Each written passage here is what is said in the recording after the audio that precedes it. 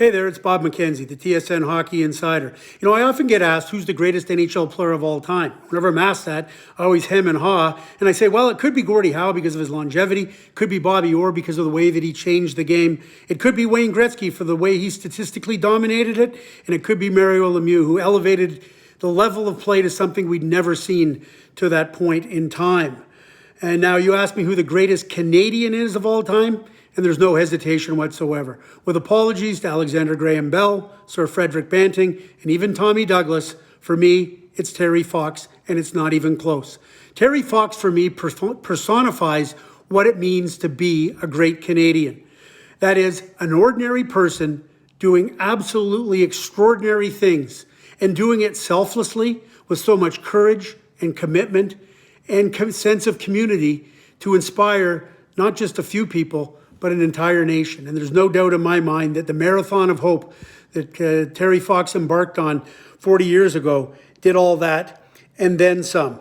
Now, I was fortunate enough to see Terry Fox in person on 3 occasions during that Marathon of Hope. The first was in Pickering, Ontario. I remember him going along Highway 2 just across from the Pickering Town Centre. The streets were lined with incredible crowds, everybody cheering him on, and it was so very inspiring and exciting. I also saw him do the same sort of thing as he came through Sault Ste. Marie. I was working at the Sault Star at the time. And again, the streets were lined with people cheering. And again, that was inspiring. But there's nothing that gave me chills back then, or quite frankly, give me chills just thinking about it now, as when I was driving between Toronto and Sault Ste. Marie.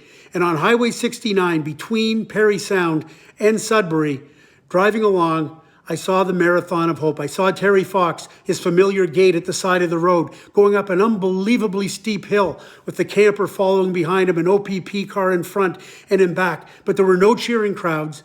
There was really not much of anybody, even on the highway. It wasn't that crowded that day. And as I went by him slowly and saw the look on his face, it absolutely gave me chills, and it still does now. So listen, the greatest Canadian ever, Terry Fox. You could put him on our money. You could build more monuments, and we do continue to honor his legacy and carry on his Marathon of Hope because he couldn't. But there's no honor great enough for Canada's greatest ever individual, and that would be Terry Fox.